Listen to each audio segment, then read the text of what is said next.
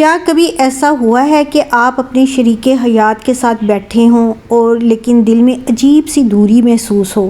کیا کبھی چھوٹی سی باتیں آپ کے دل کو اتنا متاثر کیا ہو کہ وہ بات دنوں تک، ہفتوں تک، بلکہ مہینوں تک ذہن میں گھومتی رہی ہو؟ کیا آپ نے کبھی محسوس کیا ہے کہ آپ بات تو کر رہے ہیں لیکن دل سے نہیں؟ اگر ہاں تو ممکن ہے کہ آپ کے رشتے میں ازدواجی کینہ نے جگہ بنا لی ہو۔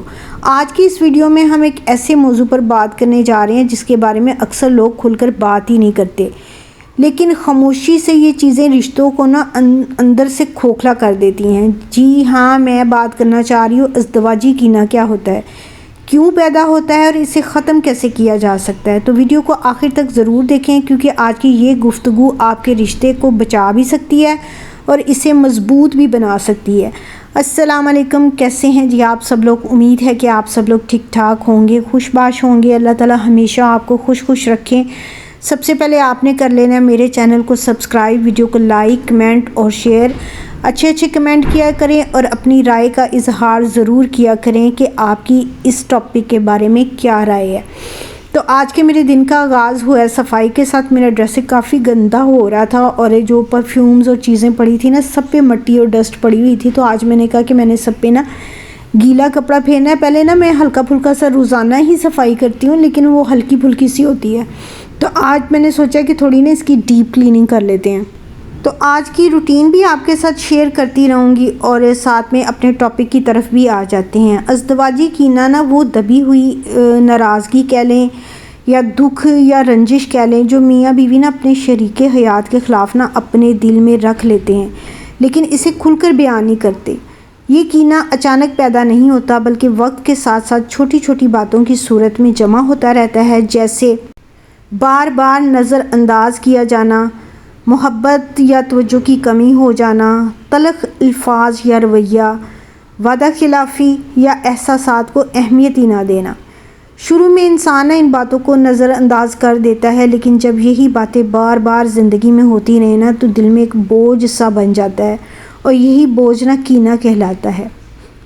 اچھا، اگر ہم اس پر بات کریں کہ ازدواجی کینہ یا آپس میں جو دوری پیدا ہو جاتی ہے تو یہ کیسے ہوتی ہے؟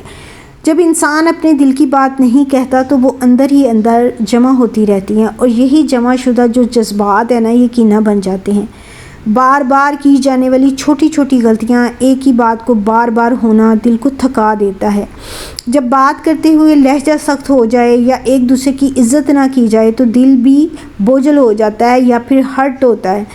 توقعات پوری نہ ہوں تب بھی ایسے ہوتا ہے کہ ہم سب اپنے شریک حیات سے کچھ ایسی امیدیں رکھتے ہیں کہ جب وہ پوری نہیں ہوتی تو دل میں بہت زیادہ غم پیدا ہو جاتا ہے۔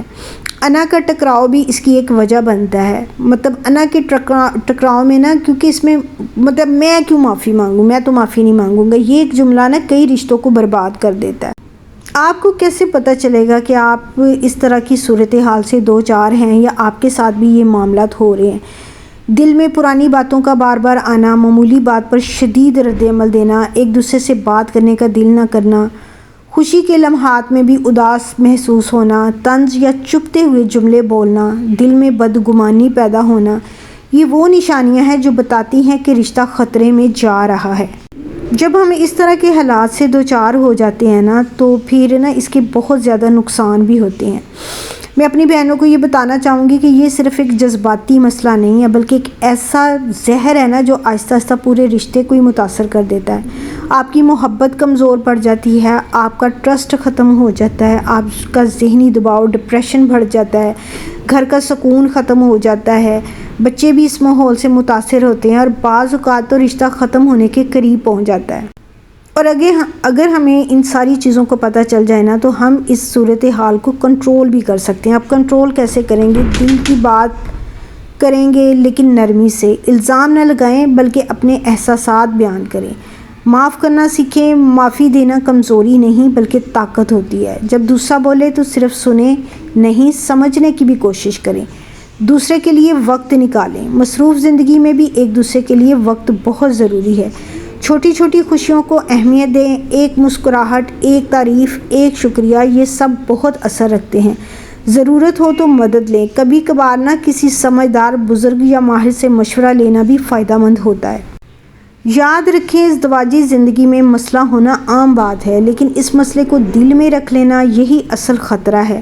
تو یہ نہیں ہے کہ اگر کوئی مسئلہ پیدا ہو گیا ہے تو آپ نے اس مسئلے کو بڑھانا ہے۔ آپ میں اتنی طاقت ہونی چاہیے کہ آپ ان مسائل کو ختم کر سکیں، اور جب کوئی بھی کوشش کرتا ہے تو وہ مسئلوں کو حل کر ہی لیتا ہے، خاص کر جو فیملی کے مسائل ہوتے ہیں۔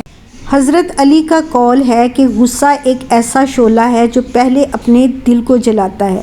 مطلب اس میں کیا بتایا جا رہا ہے کہ غصہ صرف وقتی رد عمل نہیں ہوتا، بلکہ ایک ایسی آگ ہے جو سب سے پہلے اسی انسان کو نقصان پہنچاتا ہے جس کے دل میں یہ پیدا ہوتا ہے۔ جب انسان غصے میں آتا ہے تو اس کے سوچنے اور سمجھنے کی جو صلاحیت ہوتی ہے یا طاقت ہوتی ہے نا، وہ ختم ہو جاتی ہے۔ وہ ایسے الفاظ بول دیتا ہے جو شاید وہ عام حالات میں کبھی بھی نہ کہے۔ خاص طور پر میاں بیوی کے رشتے میں جہاں محبت اور اعتماد بنیادی ستون ہوتے ہیں نا، وہاں غصہ بہت جلد کینہ میں تبدیل ہو سکتا ہے۔ ذرا سوچیں، جب کسی بات پر غصہ آتا ہے اور ہم اسے دل میں دبا لیتے ہیں یا پھر بار بار اس بات کو یاد کرتے ہیں تو وہ غصہ آہستہ آہستہ دل میں جم جاتا ہے۔ یہی جمع شدہ غصہ جو ہے نا، ازدواجی کینہ بن جاتا ہے۔ اور پھر ہوتا یہ ہے کہ ہم پرانی باتیں نہیں بھول پاتے، ہر نئی بات پرانا دکھ یاد دلاتی ہے اور رشتہ آہستہ آہستہ کمزور ہونے لگتا ہے۔ حضرت علی کے اس قول کا اصل پیغام ہی یہی ہے کہ اگر آپ اپنے دل کو سکون دینا چاہتے ہیں نا، تو غصے کو قابو کرنا سیکھیں، خاص طور پر ازدواجی زندگی میں۔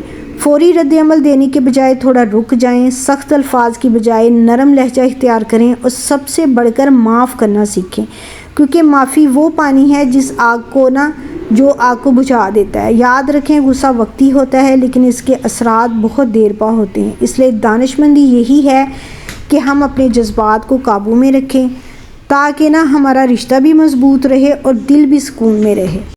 ازدواجی کینہ وہ خاموش زہر ہے نا، جو لفظوں سے نہیں خاموشیوں سے رشتوں کو مار دیتا ہے۔